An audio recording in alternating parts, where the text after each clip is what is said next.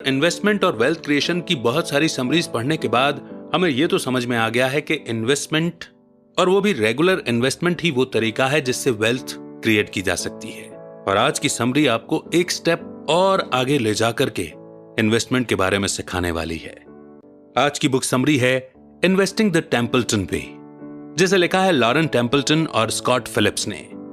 Investing the Templeton वे उन stock market के investors के लिए काफी हेल्पफुल बुक है जो अपनी चॉइस को बढ़ाना चाहते हैं और फॉरेन इन्वेस्टमेंट करना चाहते हैं।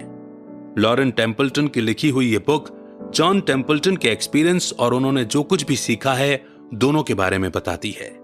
ये समरी कोई मामूली इन्वेस्टमेंट की कहानी नहीं है, क्योंकि ये आपको ग्लोबल स्टॉक पिकिंग के बारे में सिखाती है। लॉरेन टेम्पल्टन ने ग्लोबल शेयर मार्केट में नए मौकों को तलाशने के उन तरीकों के बारे में बताया है जिनका इस्तेमाल जॉन टेम्पल्टन किया करते थे। तो आइए उनके इस एक्सपीरियंस से अब हम लर्न करते हैं। शुरू करते हैं आज की book summary investing the Templeton way. Templeton Phillips capital management के फाउंडर और प्रेसिडेंट लॉरेन टेम्पल्टन अपने अंकल जॉन टेम्पल्टन के सीक्रेट्स को शेयर कर रहे हैं। मार्केट पायनियर और इस सदी के सबसे बेस्ट ग्लोबल स्टॉक चुनने वालों में से एक जॉन टेम्पल्टन के बारे में कौन नहीं जानता है।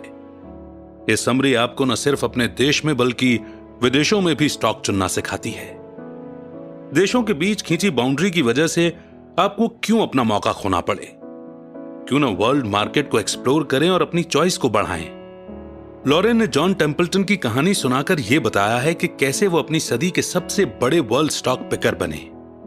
उनकी कहानी को सुनिए और अपने लिए बड़े मौके ढूंढिए और इन्वेस्ट कीजिए। सबसे बड़े सौदागर का जन्म, चैप्टर 1। लॉरेन टेम्पल्टन अपने uncle sir John marks Templeton के बारे में बात करते हैं, जो अपनी सदी के सबसे बड़े वर्ल्ड स्टॉक पिकर्स में से एक बने।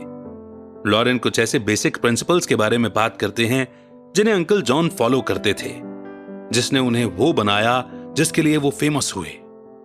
तो कहानी कुछ इस तरह से है। मेरे uncle sir John marks Templeton को सबसे बड़े वर्ल्ड स्टॉक पिकर्स में से एक माना जाता था। वो ऐसे शख्स थे जिन्होंने न सिर्फ अमेरिका में स्टॉक्स चुने बल्कि उन्होंने दुनिया की ओर देखा और दूसरे देशों में भी अच्छे स्टॉक्स को चुना। अंकल जॉन एक अच्छे वैल्यू इन्वेस्टर थे।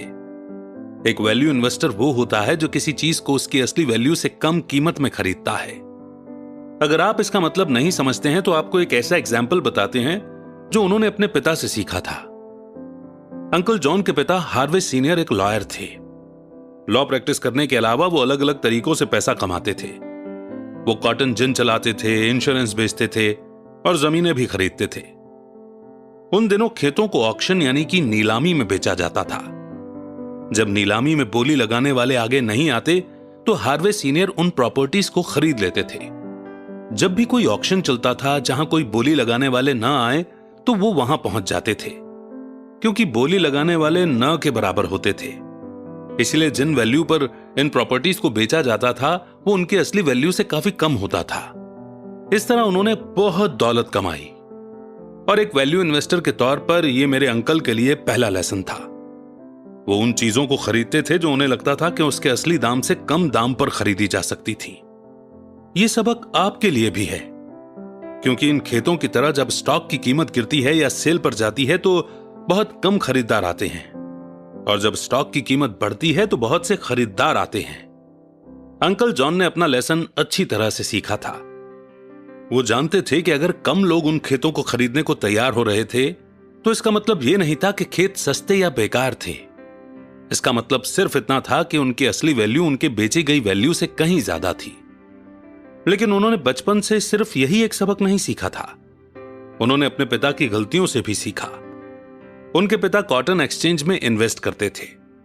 एक दिन हार्वे सीनियर कमरे में आए और अपने बच्चों से कहा कि वे इतने अमीर हो गए हैं कि उन्हें जिंदगी में फिर काम नहीं करना पड़ेगा। पर अफसोस के कुछ ही दिनों बाद हार्वे सीनियर ये कहने फिर से कमरे में आए कि उन्होंने सब कुछ खो दिया है। दौलत होने से लेकर दौलत खोने तक के इस हादसे ने अंकल जॉन को एक सबक दिया था। उन्होंने रिस्क मैनेजमेंट और पेपर वेल्थ की कमजोरी के बारे में सीखा। करेंसी और बॉन्ड जैसे कई दूसरे इन्वेस्टमेंट की तरह ही शेयर्स में भी पेपर वेल्थ यानी कागजी संपत्ति होती है। पेपर वेल्थ का वैल्यू वो होता है जिस प्राइस में हमने इसे खरीदा है। ये प्राइस एक जैसा नहीं रहता। प्राइस में कोई भी बदलाव मार्केट के बदलाव पर डिपेंड करता है। आज जिसकी कीमत $150 है वो कल $5 की हो सकती है। अंकल जॉन के लिए यह दूसरा सबक था जो उन्होंने अपने पिता से सीखा था। वो सीख गए थे कि शेयर मार्केट में कुछ भी परमानेंट नहीं होता है। यह जरूरी नहीं है कि आज जो आपने खरीदा है जिसकी कीमत बहुत ज्यादा है उसकी कीमत कल भी वही रहेगी। उन्होंने शेयर मार्केट के इस डायनामिक नेचर को पहचान लिया था। पहला trade, maximum pessimism. Chapter 2। Lauren Templeton कहते हैं कि स्टॉक हमेशा किसी कंपनी की सही वैल्यू नहीं बताता है। वो ये भी कहते हैं कि किसी भी स्टॉक को खरीदने का सही वक्त तब होता है जब उसकी कीमत कम हो। ग्रेट डिप्रेशन की वजह से अमेरिकन इकोनॉमी पिछड़ गई थी। जैसा अंदाजा लगाया गया था, इकोनॉमी वैसी बिल्कुल भी नहीं चल रही थी और लगातार उतार चढ़ाव से गुजर रही थी। पूरी दुनिया में मंदी थी, लेकिन आपको यह हमेशा याद रखना चाहिए कि कंपनियों के शेयरों की जो भी कीमत है वो उनकी असली कीमत नहीं होती। ग्रेट डिप्रेशन ने स्टॉक की कीमतों में उतार चढ़ाव किया था और कंपनियों की वैल्यू उनकी सही वैल्यू से काफी कम लग रही थी।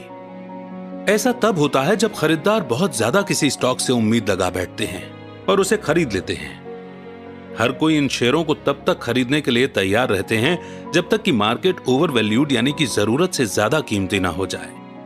बस इसके फौरन बाद ओवर वैल्यू होने की वजह से लोग अपने पैसे खोने लगते हैं, जिससे लोग निराश हो जाते हैं और अपने स्टॉक्स को बेचना शुरू कर देते हैं और फिर मार्केट क्रैश हो जाता है। किसी भी कंपनी की वैल्यू को सिर्फ उसके स्टॉक प्राइस से नहीं नापा जा सकता। स्टॉक प्राइस कभी भी किसी कंपनी की वैल्यू को सही तरीके से नहीं दिखा सकती। किसी भी कंपनी के स्टॉक की कीमत के पीछे कई वजहें शामिल होती हैं, जिनमें से कंपनी की असल वैल्यू भी एक वजह है। जैसा कि पहले बताया गया है कि स्टॉक खरीदने का सही वक्त तब होता है जब उसकी कीमत कम होती है, फिर चाहे आप स्टॉक खरीद रहे हो या स्टैंप जैसी छोटी सी चीज। ये स्ट्रेटजी आपको गाइड करेगी। दूसरा मिशन है अच्छी डील को ढूंढ निकालना, यानी कि एक बार्गेन हंटर बनना। इसका मतलब यह है कि आपको किसी भी एक्सपर्ट या किसी भी नौसिखिए को नहीं सुनना है। आपको सिर्फ अपने असेसमेंट पर भरोसा रखना है कि कोई स्टॉक अंडर प्राइस है या ओवर प्राइस। लेकिन आप कैसे पहचानेंगे कि किसी स्टॉक में आपको फायदा पहुंचाने की काबिलियत है या फिर वो बस एक कहानी है? स्टॉक पहचानने के लिए नंबर को देखिए। स्टॉक प्राइस और उसकी अर्निंग पर शेयर का रेशो कैलकुलेट कीजिए। अगर ये नंबर उस कंपनी के कॉम्पिटिटर से ज्यादा हैं, तो आप जिस स्टॉक को देख रहे हैं वो ओवर प्राइस जोन में है। अगर किसी शेयर की कीमत उसकी कमाई से बहुत ज्यादा है, तो यह साफ है कि कंपनी को वो रिटर्न नहीं मिल पा रहा है जिसकी उसे उम्मीद है। यह बात स्टॉक प्राइस के मामले में जरूरी है, लेकिन जैसा सोचा था वो वैसा रिटर्न भी नहीं दे रहा है। अगर आप किसी ऐसे रेशो वाली कंपनी में इन्वेस्ट करते हैं तो शायद आप एक खराब इन्वेस्टमेंट करेंगे। ऐसे इन्वेस्टमेंट में आप एक बार तो कामयाब हो सकते हैं, लेकिन लंबे समय में आप नाकाम होंगे। दूसरी तरफ जिन कंपनियों के सेल्स के साथ प्राइस का रेशो कम है, वो ही सबसे ज्यादा रिवॉर्ड देने वाले शेयरों में से एक होते हैं। ये अंडर वैल्यूड कंपनीज होती हैं। आपको उन कंपनीज की कंडीशन के बारे में भी जानना चाहिए जिसमें आप इन्वेस्ट करना चाहते हैं। अब समझते हैं ग्लोबल इन्वेस्टमेंट पर पैर रखना क्या होता है। चैप्टर 3। इस चैप्टर में लॉरेन टेम्पल्टन ग्लोबल मार्केट के बारे में बात करते हैं। वो लोकल मार्केट के बजाय ग्लोबल मार्केट में इन्वेस्टमेंट करने के फायदों के बारे में बताते हैं। ग्लोबल मार्केट में पैसा लगाने से पहले जिन बातों पर ध्यान देना जरूरी है उनके बारे में भी बताते हैं। आपको ग्लोबल मार्केट में इन्वेस्ट करना चाहिए। खुद को सिर्फ एक लोकल मार्केट तक सीमित रखने की कोई वजह नहीं है। इसकी दो वजह हैं। पहला, अगर आप एक अंडर वैल्यूड स्टॉक खरीदना चाहते हैं जिसकी कीमत उसके कॉम्पिटिटर से कम है, तो आपके सामने और भी ज्यादा ऑप्शन बढ़ेंगे जब आप ग्लोबल मार्केट की तरफ देखेंगे। इससे आपके कामयाब होने की पॉसिबिलिटी और प्रोबेबिलिटीज बढ़ जाएंगी। आपको किसी दूसरे देश में अच्छी और बेहतर डील मिल सकती है। ऐसा करने से स्टॉक के बड़े समुद्र में आपको अच्छी कीमत ढूंढने में आसानी रहेगी, लेकिन आपको सही देश ढूंढने की जरूरत है।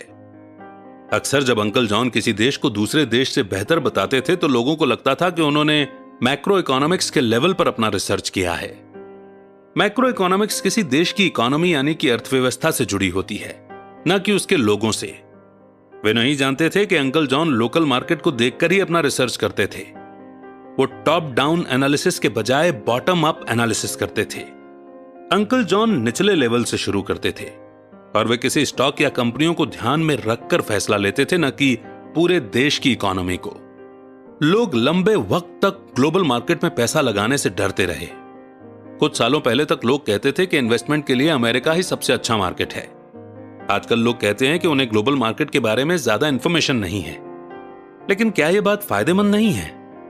आपको लग सकता है कि यह एक रुकावट है, लेकिन क्या हर किसी को किसी बात में इंफॉर्मेशन की कमी नहीं है? दूसरे लोगों में इंफॉर्मेशन की कमी है, इसका फायदा उठाकर उनसे पहले ही आप ग्लोबल मार्केट में इन्वेस्ट करना शुरू क्यों नहीं कर देते? ये सब आपके नजरिए पर डिपेंड करता है। आप ग्लास को आधा भरा देखना चाहते हैं या आधा खाली, इसका फैसला आपको करना है। चैप्टर 4। यह चैप्टर उन स्टॉक्स के बारे में है जिन्हें नजरअंदाज किया गया है। यह उन्हें पहचानने का तरीका बताता है। लॉरेन टेम्पल्टन डिटेल में जापान में उनके इन्वेस्टमेंट के बारे में बताते हैं, जिसे सभी अमेरिकी इन्वेस्टर्स ने नजरअंदाज किया था। 1980 के दशक में अमेरिकियों को दिखा कि जापान की इकोनॉमी बहुत बढ़िया चल रही थी, लेकिन अंकल जॉन ने उससे काफी पहले ही जापान में इन्वेस्ट करना शुरू कर दिया था। तब लोगों ने उनके फैसले की तारीफ नहीं की थी, लेकिन बाद में उनका फैसला काफी फायदेमंद साबित हुआ। लोगों को लगता था कि जापान सस्ते सामान बनाता है और कम पैसे में सामान बनाता है। अगर लोग थोड़ा और ध्यान देते तो उन्हें पता चलता कि जापान जल्दी ही एक पावरफुल इंडस्ट्रियल देश बनने वाला था। जिन शेयरों को नजरअंदाज किया जाता है उनके साथ भी यही होता है।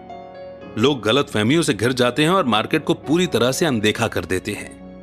वे जमीनी हकीकत को देखने की कोशिश ही नहीं करते और सिर्फ अफवाहों को सुनकर अपना फैसला ले लेते हैं। जो लोग नहीं चाहते कि आप ऐसे शेयर्स को खरीदें, वो ही ऐसी अफवाहों को फैलाते हैं। ऐसे नजरअंदाज किए हुए शेयर्स के साथ पेशेंस से काम लेना चाहिए। यह इंतजार कई सालों का भी हो सकता है।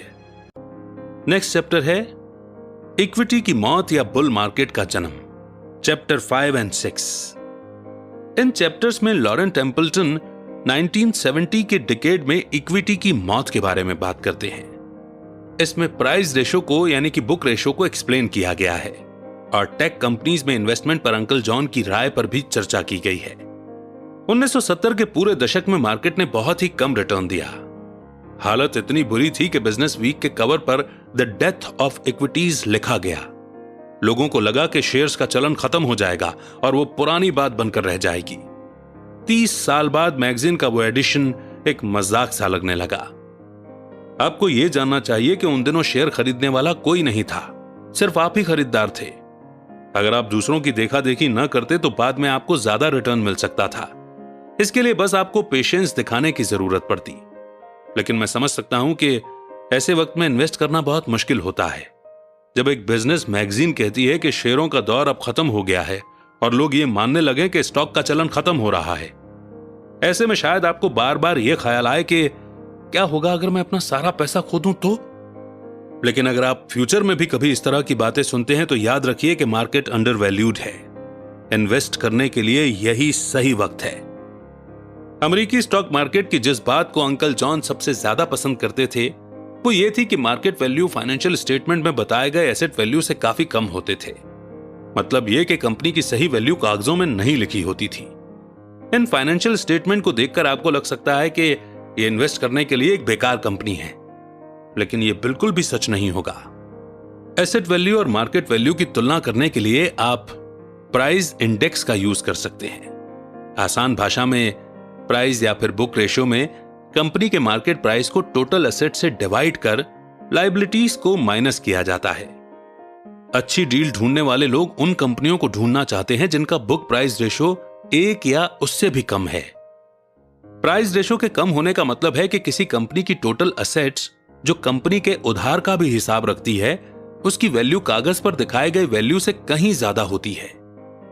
यही वो कंपनियां हैं जिनकी आप तलाश कर रहे हैं और जिनकी वाकई में काफी वैल्यू है, लेकिन पब्लिक इसके बारे में नहीं जानती। जब बॉन्ड बोरिंग नहीं होते हैं।